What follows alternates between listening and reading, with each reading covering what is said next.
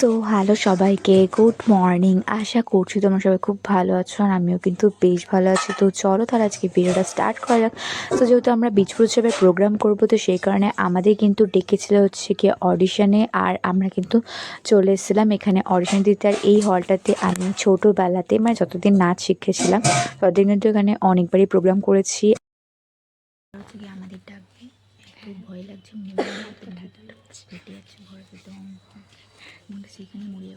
আর আমাদের আগে কিন্তু অনেকজনই পার্টিসিপেন্ট এসেছিলো যারা অডিশন দিতে। আর তারপরে কিন্তু এখানে সবাই এরকম এক এক করে ডাকছিল, স্লিপটা দিচ্ছিল, তারপর ফর্মের সমস্ত কিছু, তো যা যা আর কি করবার ছিল সেগুলো করে নিচ্ছিলো। তো সেই কারণে আর ওখানে কিন্তু পল্লবী নাচটা হবে দেন তারপরে কিন্তু আমার, আর সেই জন্য আমি এখানে একটুখানি বলছিলাম যে ওড়নাটা বেঁধে দিতে, কারণ আমি ওড়নাটা কিন্তু বাঁধতে পারি না। আর বাই দ্য ওয়ে এই ওড়নাটা ছিল কিন্তু রিম্পির, আর সেই জন্য অন্তরা আর রিম্পি দুজন মিলে আমাকে ওড়নাটা বাঁধতে একটুখানি হেল্প করে দিচ্ছে। তো তার জন্য থ্যাংক ইউ সো মাচ তোদের দুজনকে। আর এখানে ওরা সবাই মিলে আমাকে একটুখানি চেয়ার্স আপ করছে। আমি বলছি আমাকে কর, ভিডিও সামনে করছিস কেন রে। তো যাই হোক, তো তারপরে আমি নিজেও একটু নার্ভাস রয়েছি, কিন্তু তাও সেটা আমি অতটা কাউকে বুঝতে দিচ্ছি না, কারণ আমি কুলাঙ্গার তাই। তো যাই হোক, আর ও অন্তরা কিন্তু ভালো মতো করে ওনাটা বেঁধে দিয়েছিল, তো তার জন্য অনেক অনেক thank you so much. So guys, আমি রেডি হয়ে গেছি। পল্লবী ভয় টেনশনে মরে যাচ্ছে, ও আবার আমাকেও ভয় দেখাচ্ছে। আরে হ্যাঁ দেবো, আর ওইদিকে ফোন নেবো করে যাচ্ছে। ভাই ফোনটা তো দেবো, আমি কি বলেছি দেবো না। যাই হোক, আমাদের ব্লগ দেখতে থাকো, আর আমি এখানে সাউন্ড আসতে করছি কারণ অনেক গান চলছে। তো চলো তোমাদের একটুখানি হলটাকে একটুখানি ঘুরিয়ে দেখায়।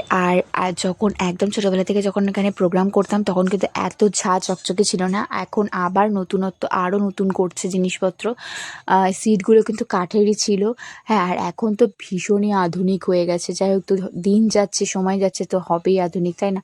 আর ওই দিক থেকে আমি ভাবছি আমাকে কখন ডাকবে আর যাব, আর আমারও টেনশন থেকে একটুখানি মুক্ত হব, কারণ এইরকমভাবে বসে থাকতে থাকতে আর কত যে বিরক্ত লাগছে বলার মতো না। বেস্ট অফ ফ্ল্যাগ পল্লবী, মানে বাড়ির ভালো চিন্তা কোথায় গেছে, আমি কিচ্ছু করিনি। এরকম করে বললে ও যদি বলে তার মরে যাবো, ঠিক আছে।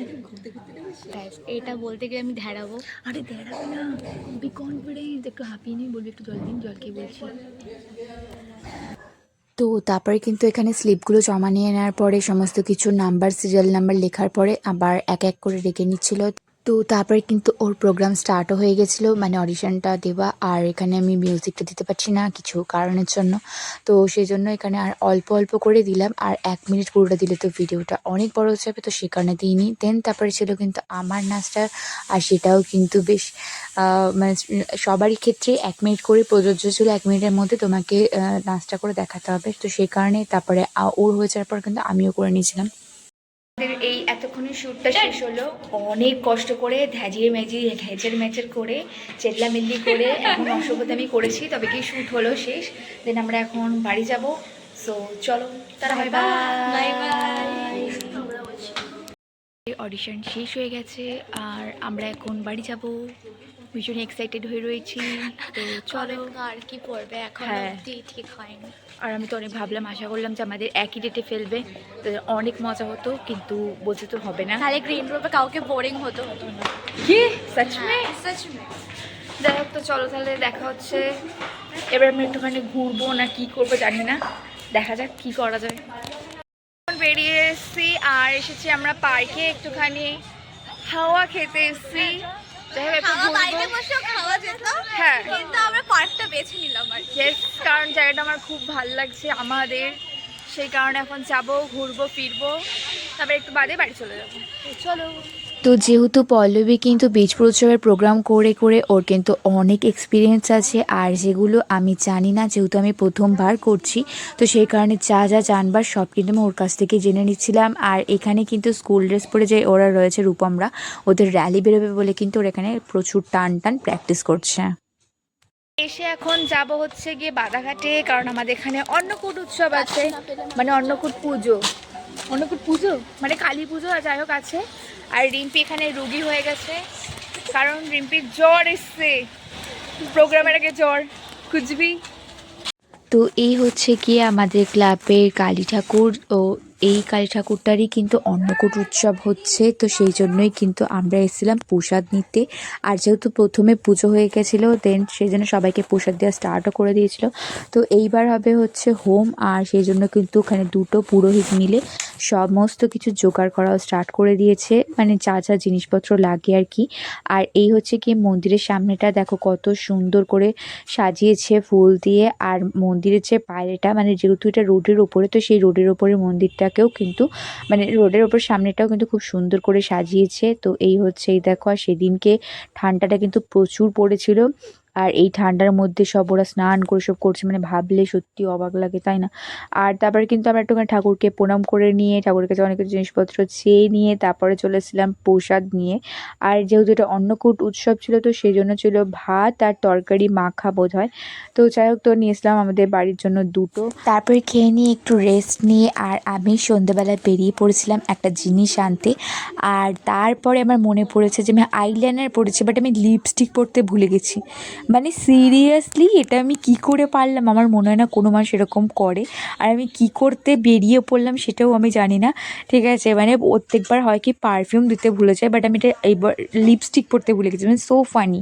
আর এদিক থেকে তখন সন্ধেবেলা বাজে 6:30টার মতো, দেখো রাস্তায় লোক নেই।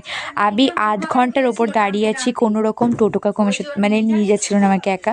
আর আমাদের বাড়ি থেকে নৈহাটিটা অনেকটাই দূর ডিস্টেন্স হয় সেই কারণে।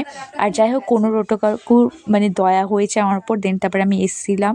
তারপরে নৈহাটিতে বেশ ভিড়ভাট্টা দেখে বেশ একটুখানি ভালো লাগছে। আর আজকে কিন্তু আমি একাই এসেছিলাম। আর এইখানটা জাস্ট তোমরা দেখো কত ভিড়, কেউ বলবে এটা শীতকাল না কি? ঠিক আছে, যে যার মতো কাজের দরকার সে তো আসবেই, তাই না?